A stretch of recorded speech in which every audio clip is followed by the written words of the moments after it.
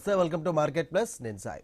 Right, ఈరోజు market ప్లస్లో డీటెయిల్స్లోకి వెళ్తే కనుక దేశీయ స్టాక్ మార్కెట్లు వరుసగా 4వ రోజు కూడా నష్టాల్లోనే కొనసాగుతున్నాయి. ఇక అంతర్జాతీయ పరిణామాలు, పశ్చిమాసియాలో యుద్ధ పరిస్థితులు, క్రూడ్ ఆయిల్ ధరల పెరుగుదల కారణంగా అమ్మకాలపై తీవ్ర ఒత్తిడి పెరుగుతోంది.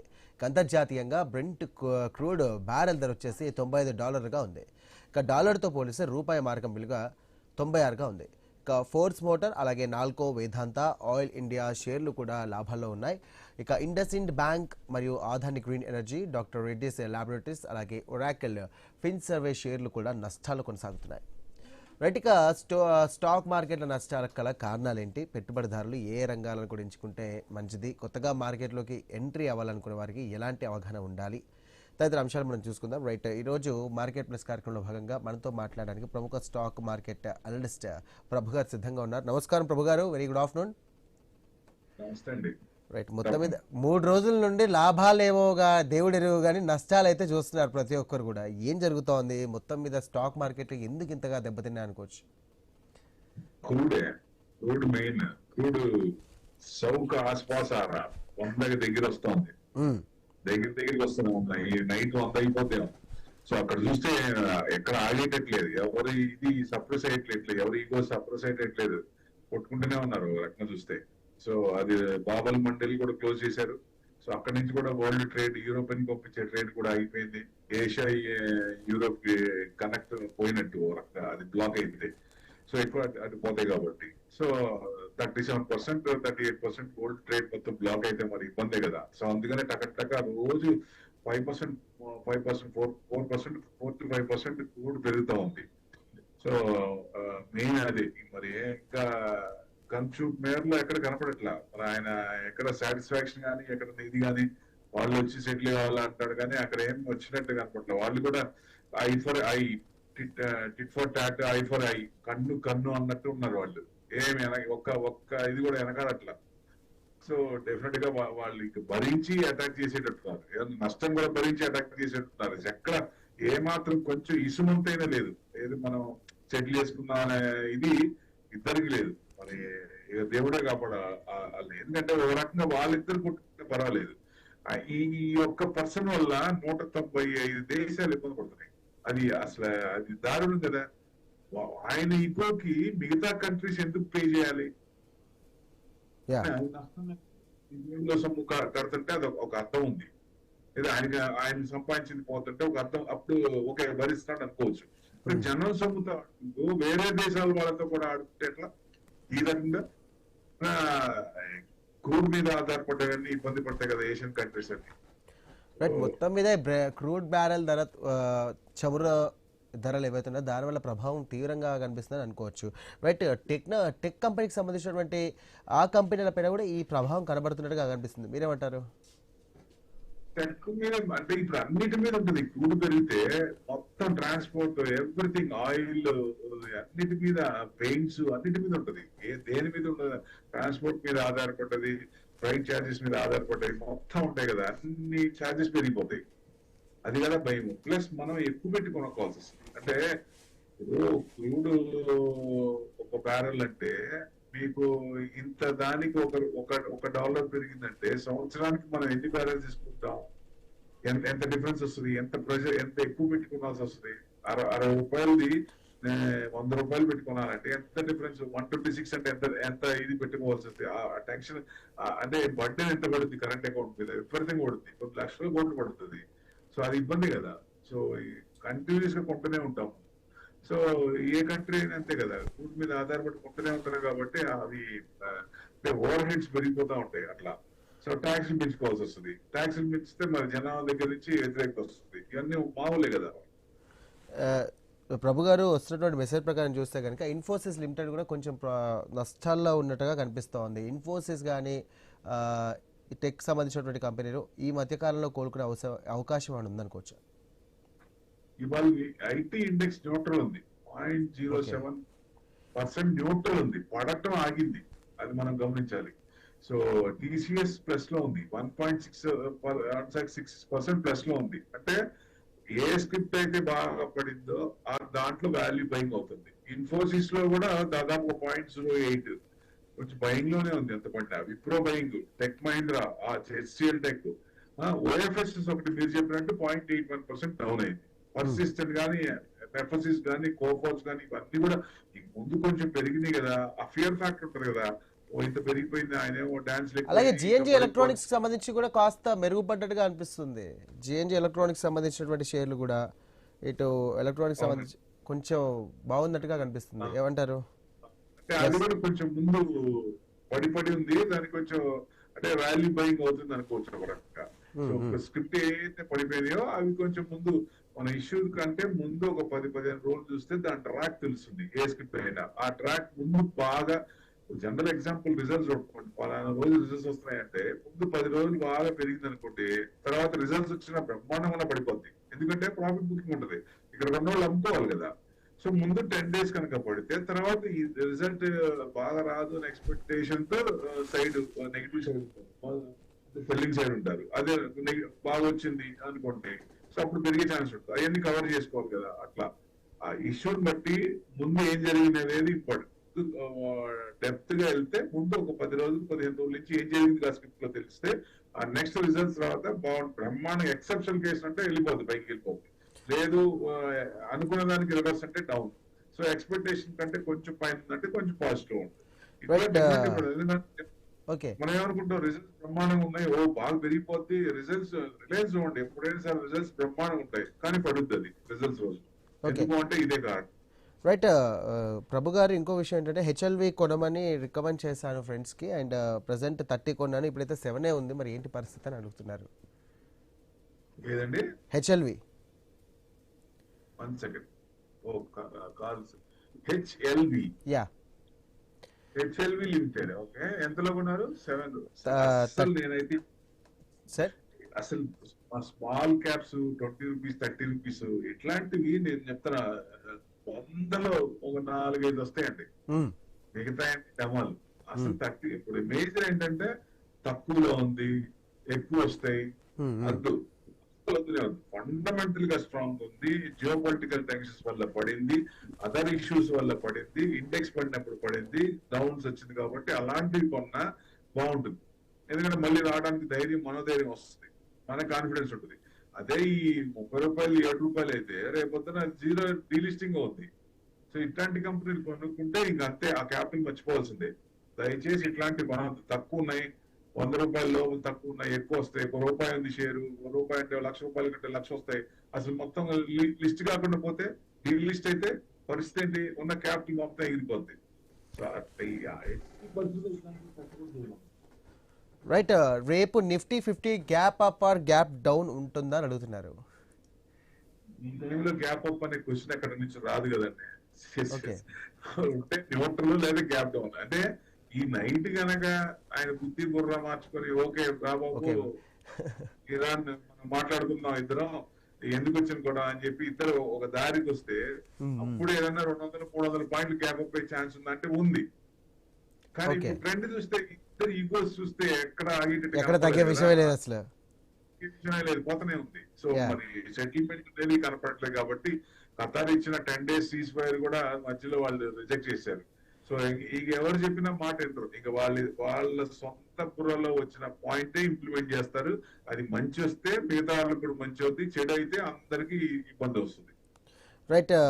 సార్, రిలయన్స్ పవర్ సంబంధించిన గురించి షేర్స్ మార్కెట్ లో ఇన్వెస్ట్ చేయమంటారా వద్దంటారా అని అడుగుతున్నారు. రిలయన్స్ పవర్ సంబంధించి ఏమైనా టిప్స్ ఏమైనా చెప్పాలనుకుంటున్నారా? వద్దే ఉంటుంది, అసలు వద్దునే. ఎలా ఉంటుంది చెప్పండి. కంపెనీలు ట్రాన్స్పోర్ట్ చేయదు. ఓకే, అంటే మామూలుగా అంటే ఇన్వెస్ట్ చేద్దామా వద్దా అనే డైలమాలు ఉన్నారంట వాళ్ళు. సో ఇఫ్ పాసిబుల్ పెట్టొచ్చా పెట్టద్దని అడుగుతున్నారు. ఇన్వెస్ట్మెంట్ డౌన్ లో కూడా కొన్ని పెరిగే ఉంటాయి. అట్లానే ఇప్పుడు ఐటీలో కూడా కొన్ని పెరిగింది కదా. ఇంకా అదర్ సెక్టార్ లో కూడా కొన్ని సెక్టార్ లో ఉంటాయి. ఇప్పుడు మీడియా చూడండి, మీడియాలో టిప్స్ మ్యూజిక్ పెరిగింది, 8.3% పెరిగింది, 675. పీవీఆర్ ఐనెక్స్ 1008 1005 వచ్చింది, 1.5%. P focus 1.52%, 289. అట్లా కొన్ని దీంట్లో కూడా తగ్గినే ఉంటాయి. సో హార్ట్వే ఒకటి, నెట్వర్క్స్ ఒకటి, సరేగా ఇట్లా తగ్గినే ఉంటాయి. మ్యాక్స్ టు మ్యాక్స్ ఇవాళ చూస్తే మొత్తం అన్ని డౌన్ అనుకోవచ్చు. టోటల్ అన్ని సెక్టార్లు డౌన్ అనుకోవచ్చు. ఏంటంటే జస్ట్ 0.1% బిలోనే. అండ్ ఎక్కువ ఎన్పిటిసి గ్రీన్ కి సంబంధించి సార్ ఎన్పిటిసి గ్రీన్ అంటే మీకు 1 సెకండ్. గ్రీన్ ఎనర్జీ జనరల్ గా ఏంటంటే లాంగ్ టర్మ్ కి స్టాక్స్ అవి, future generation yeah stocks. NTPC green కొనొచ్చా అని అడుగుతున్నారు. ఓకే, ఒక నిమిషం. లాంగ్ టర్మ్ అయితే ఓకే బానే ఉంటుంది. 97 ఉంది, 0.5% ప్లస్ లో ఉంది ఇవాళ. ఇది కొంచెం డౌన్ అయితే 115 నుంచి 90 దాకా వచ్చి 90 నుంచి సపోర్ట్ తీసుకొని 95 క్రాస్ అవుతుంది. ఇప్పుడు తీసుకోవచ్చు అండి, 100% తీసుకోవచ్చు. రైట్ ఇంకో విషయం సార్, టిప్స్ ఇండస్ట్రీస్ పిరమైడింగ్ చేయొచ్చా, holding from 120 and Mindteck ITD fresh buy చేయొచ్చా అని అడుగుతున్నారు. Tips Music, Tips Films, Tips Industries. Tips Industries అంటే ఇక్కడ రెండే ఉన్నాయండి. టిఐపిఎస్ ఇండస్ట్రీస్ పారామైడింగ్ చేయొచ్చా, hold IMD from 120 and Mindteck ITD fresh buy చేయొచ్చా.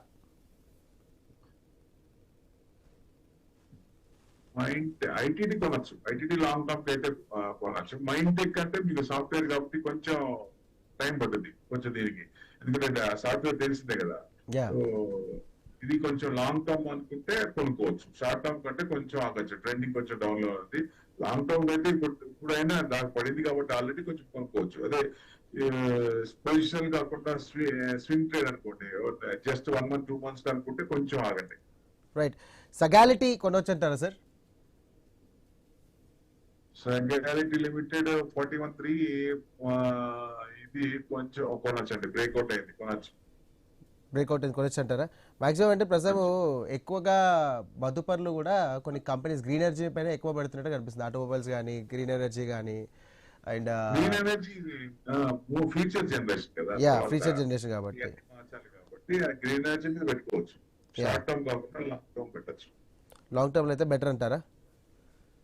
బెటర్, ఎందుకంటే ఇప్పుడు బార్డర్ మీ ఉండి మధ్యలో మనకి వచ్చినప్పుడు, మన టార్గెట్ లేదు వచ్చినప్పుడు మళ్ళీ పడుతుంది అనుకున్నప్పుడు, రీట్రేస్మెంట్ అవుతుంది అనుకున్నప్పుడు అమ్మేసుకొని మళ్ళీ కింద కొనుక్కోవచ్చు. అట్లా బెస్ట్. వ్యూ లాంగ్ ఉండాలి, మధ్యలో మన టార్గెట్స్ వచ్చినప్పుడు రీషఫుల్ చేసుకోవచ్చు. Okay right. బంగారం సార్, బంగారం విషయం ఏంటి అసలు. గోల్డ్ వచ్చేసి ఇప్పుడు 1383 డౌన్ అయింది. ఫిక్స్ చేయమంటారా లేకుంటే దాన్ని సేల్ చేసేస్తే బెటర్ అంటారా. వద్దు, ఉంచుకోండి, ఎందుకు అమ్మాలి. ఓకే, అంటే రేట్లు తారుమారు అవుతున్నాయి కదా, అవున్స్ ధర కూడా తగ్గుతోంది పెరుగుతోంది. మనకున్న కాన్సెప్ట్ ఏంటి, ఎవరైనా సరే ఇండివిజువల్ గోల్డ్ ఎందుకు కొంటున్నారు, ఇన్వెస్ట్మెంట్ యాంగిల్ లేకపోతే వాడుకోవడానికి పెట్టుకున్నారా. దాచుకోవడానికి మాక్సిమం ఇన్వెస్ట్మెంట్. ఇన్వెస్ట్మెంట్ యాంగిల్ కంటే బాగా పెరిగినప్పుడు అంత బాగా కొనలేరు, కొంత పర్సెంటేజే కదా. ఇప్పుడు మళ్ళీ చిన్నగా కొంచెం పెరిగే ఛాన్స్ ఉంటుంది అనుకున్నాం. 1,41,000 నుంచి 1,45,000 వచ్చేసింది, దాదాపు 4,500 పెరిగింది. ఓకే, వాళ్ళ కొంచెం 1,100 డౌన్ ఉంది అనుకోండి, అది వేరే విషయం. 1,44,000 1,45,000 దాకా వచ్చింది. అంటే ఇంకా కొంచెం ట్రెండింగ్ ఉందా అంటే అక్కడ ఇంట్రెస్ట్ రేట్ తగ్గుతాయి. రేపు ఫెడ్ మీటింగ్ లో ఇంట్రెస్ట్ రేట్ తగ్గిస్తారు 29th. ఇవాళ ఈసీబీ ఉంది, వాళ్ళ నైట్ ఈసీబీ ఉంది, వాళ్ళ comment plus 29th interest rate తగ్గించడం, ఈ రెండు కనుక ఉంటే మళ్ళీ జనరల్ గా పాజిటివ్ సైడ్ ఉంటే, అంటే తగ్గడం ఉంటే, ఇంట్రెస్ట్ రేట్ తగ్గితే డెఫినెట్ గా గోల్డ్ కొంచెం పెరిగే ఛాన్స్ ఉంటుంది.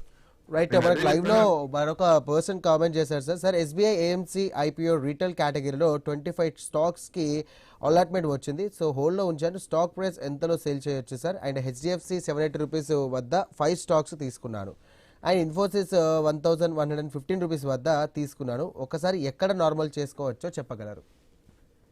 ఇన్ఫోసిస్ యావరేజ్ అంటే మీకు 1,053 ఉంది ఇప్పుడు.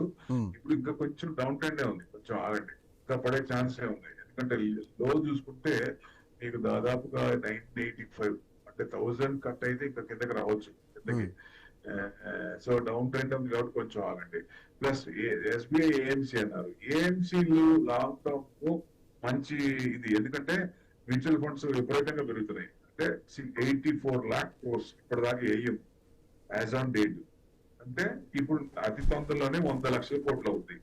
ఎందుకంటే ఎక్కువ మంది పర్సెంటేజ్ ఎస్ఐపీలు కానీ మ్యూచువల్ ఫండ్స్ కానీ ఇష్టంగా ఉన్నారు, దాంట్లో పర్సెంటేజ్ పెరుగుతోంది. సో ర్యాపిడ్ గ్రోత్, ఇదివరకు లేదా 10 ఏళ్ళు 20 ఏళ్ళకి ఉన్న ఇది చాలా 1-2 years లోనే డిఫరెన్స్ వస్తుంది. సో అందుకనే అతి తొందరలోనే 100 లక్షల కోట్లు అవ్వచ్చు. అంటే ఏఎంసీ మెయింటెనెన్స్ అప్పుడు పెరిగినట్టే కదా, ఏఎంసీ కూడా అమ్మకూడదని హోల్డ్ చేసుకోవచ్చు అని నా ఉద్దేశం. రైట్. మొత్తం మీద రూపాయి మారకం విలువ కూడా మనకు కాస్త ఇబ్బందిగా ఉన్నట్టే అనిపిస్తుంది. సో ఏం జరగబోతోంది? మొత్తం మీద ట్రంప్ ఎఫెక్ట్‌తో కూడా ఇటు మన రూపాయి మారకం విలువ కూడా తగ్గే అవకాశం ఏమైనా ఉందా?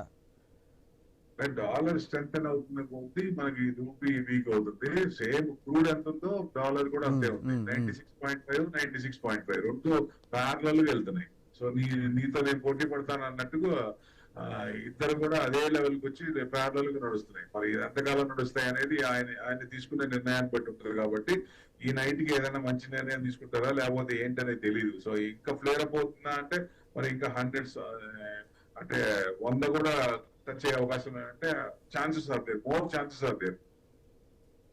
అవి తగ్గితేనే మనకి చేంజెస్ వస్తాయి. తగ్గకుండా పెరుగుతుందంటే క్రూడ్ పెరుగుతుందంటే కొంచెం ఇబ్బంది పడాల్సిందే వస్తుంది. 126 రీసెంట్ హై, అక్కడ దాకా వెళ్ళిందనే కష్టమే కదా. 100 దాటిందంటే ఇంకా మరీ టెన్షన్. సో మెయిన్ అది.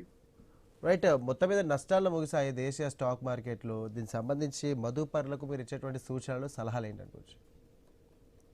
సో బియాండ్ అంటే రేపటికి సంబంధించి స్టాక్ చూస్తే డౌన్ లోనే ఉంటాయి. 2 సంవత్సరాల నుంచి అందరికి డౌన్.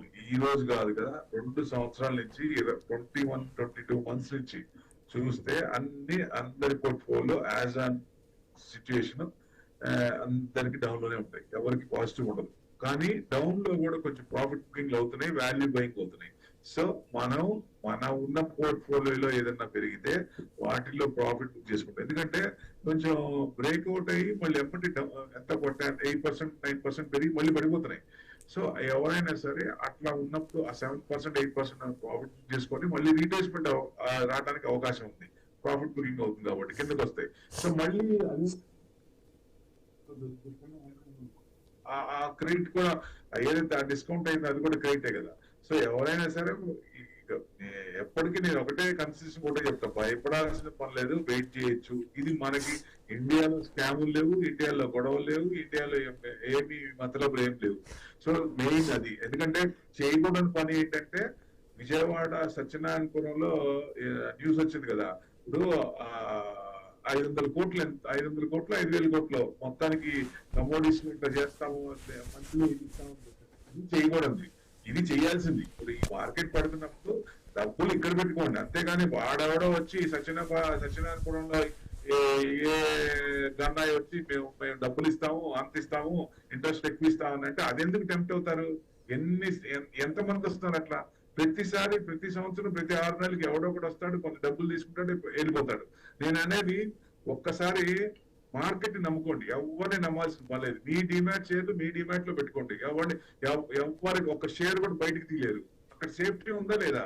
ఎవరినో వాడిని నమ్ముకొని వాడు ఎక్కువ ఇస్తాడు, నెలకు 5,000 ఇస్తాడు, 1,00,000 పెడితే 5,000 ఇస్తారని అక్కడ డబ్బులు పెట్టి 1,000 కోట్లు వాడికి దారబోసి వాడు ఓవర్ నైట్ లో జంప్ అయిపోతే ఎందుకు? ఇట్లాంటి మార్కెట్ లో అసలు క్యాష్ ఇవ్వకూడదు. ఫస్ట్ ఆఫ్ ఆల్ ప్రతి థింగ్ కూడా త్రూ బ్యాంక్ అకౌంటే రావాలి. ఇందుకే క్యాష్ ఇచ్చినారంటే ఎవరికి తప్పు అవుతుంది? జనందే తప్పు అవుతుంది. ఎందుకు ఇవ్వాలి అట్లాంటి క్యాష్? ఎందుకు ఇవ్వాలి? సో లేదా ఒకే అకౌంట్ కి ట్రాన్స్ఫర్ చేయడం అనేది, ఆయన సొంత అకౌంట్ కి అన్ని ట్రాన్స్ఫర్ చేసి అక్కడే ట్రేడింగ్ చేసి నేను ఇస్తానంటే ఎందుకు కుదురుతుంది? ఎట్లాంటి చేయొద్దు దయచేసి. ఇది ఇన్వెస్ట్మెంట్, మన ఓన్ ఇన్వెస్ట్మెంట్, మన సంపాదించిన డబ్బులు, మార్కెట్ పడింది, అవకాశాన్ని సద్వినియోగం చేసుకోండి ధైర్యంగా. ఏం డౌటే లేదు. మంచి కంపెనీ కొనుక్కోండి. ఇందాక మీరు అడిగిన కొన్ని కంపెనీలు ఉన్నాయి కదా, 27 రూపాయలు, 17 రూపాయలు, అట్లాంటివి కొనకండి. 100% కొనద్దు. మంచి కంపెనీలు ఫండమెంటల్స్ కాకుండా రీట్రేస్మెంట్ అయినప్పుడు క్యాచ్ చేయండి. మంచి రిటర్న్స్ వచ్చే అవకాశం ఉంటుంది. టైం ఇవ్వాలి. అంటే టైం ఇవ్వకుండా నేను వచ్చాను, ఆయన చెప్పాడు, మన ఐనీస్ లో చెప్పాడు, ఆయన ప్రభు చెప్పాడు, నేను అప్పుడు కొనుక్కున్నా, తగ్గిందంటే తగ్గుతాయండి. తగ్గకుండా ఉండవు, 100% తగ్గుతాయి. ఎందుకంటే మిగతా పారామీటర్స్ కూడా ఉంటాయి. ఇప్పుడు జియో పొలిటికల్ టెన్షన్స్ డాన్సులు ఉంటాయి, ఆయన డాన్సులు తగ్గాలి కదా. ఎంతకాలం డాన్స్ చేస్తారు కదా. సో దాని ప్రకారంగా యాక్ట్ అవుతుంది కాబట్టి కొంచెం పడతాయి. కానీ మనకి పేషెన్స్ ఉండాలి. ఎవరికైనా ఇండివిజువల్ గా పేషెన్స్ ఉండి మనం బ్యాంక్ లో పెట్టుకుంటే ఎంత ఇంట్రెస్ట్ వస్తుంది, మార్కెట్ లో పెట్టుకుంటే 20 to 30% మినిమం వచ్చే ప్రాబిలిటీస్ ఉంటాయి. సో టైం ఇస్తే నాలెడ్జ్, డిసిప్లిన్, పేషెన్స్, ఈ 3 ఉంటే మార్కెట్ ప్లేస్ మనీ. సో అది లేదు. ప్రభు గారు, లాస్ట్ క్వశ్చన్ అండి, అది కామెంట్ చేశారు. ఇండియన్ ఎనర్జీ ఎక్స్చేంజ్ లిమిటెడ్ సంబంధించినటువంటి షేర్లు పెట్టవల్లా లేకపోతే ఇన్వెస్ట్ చేయాలా వద్దా? అండ్ జూబ్లియంట్ ఫుడ్ వర్క్స్ సంబంధించి లిమిటెడ్కి సంబంధించినటువంటి స్టాక్ ఇన్వెస్ట్ చేద్దాం అనుకుంటున్నాం. సో ఇందులో ఎంతవరకు పెడితే లాభం పడవచ్చు అని చెప్పేసి అంటున్నారు. ప్రస్తుతం వాటి పరిస్థితి ఏంటి అని?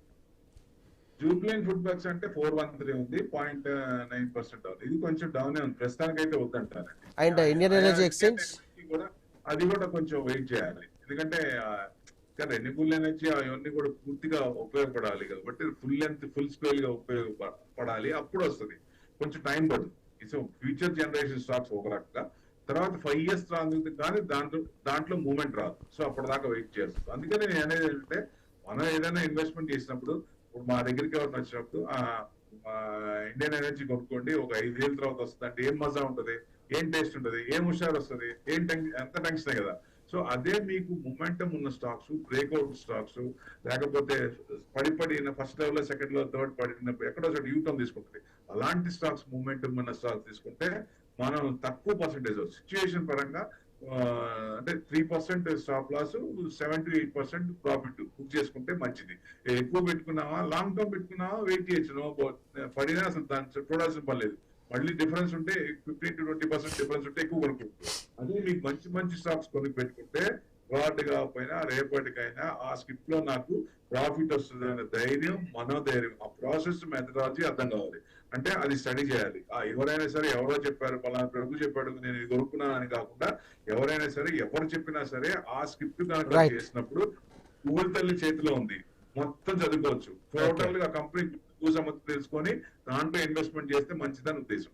రైట్. థ్యాంక్ యూ ప్రభు గారు, thank you for your valuable time. So మొత్తం మీద ఇటు స్టాక్ మార్కెట్ వ్యవస్థకు సంబంధించి కూడా కాస్త గడ్డు కాలమే నడుస్తుంది అనుకోవచ్చు. గత 3 రోజులు చూసుకున్నట్టయితే వరుసగా లాభాల బాట పట్టినప్పటికీ కూడా, కాస్త లాభాలు పట్టినప్పటికీ కూడా వరుసగా నష్టాల్లో ట్రేడ్ అవుతూ ఉన్నాయి. మొత్తం మీద ఇటు బంగారం పైన పెట్టుబడి పెట్టేవారు, వారిని ఇన్వెస్ట్మెంట్ ఎవరైతే చేస్తున్నారో ఖచ్చితంగా కూడా ఉండే విధంగానే ఉండండి. లేకపోతే దీనికి సంబంధించి కూడా ఒకవేళ మీరు షేర్స్ అమ్మడం కానీ, లేకపోతే బంగారం పైన కూడా పెట్టినటువంటి పెట్టుబడిని రిటర్న్ బ్యాక్ చేద్దాం అనుకుంటే మాత్రం అది కరెక్ట్ కాదు టైం అని చెప్పేసి ప్రభు గారు చెప్పినటువంటి అంశం. రైట్, ఇది ఇవాళ మార్కెట్ పల్స్. మరో అంశంతో మరి కలుద్దాం. అంతవరకు చూస్తూనే ఉండండి మీ ఐ న్యూస్.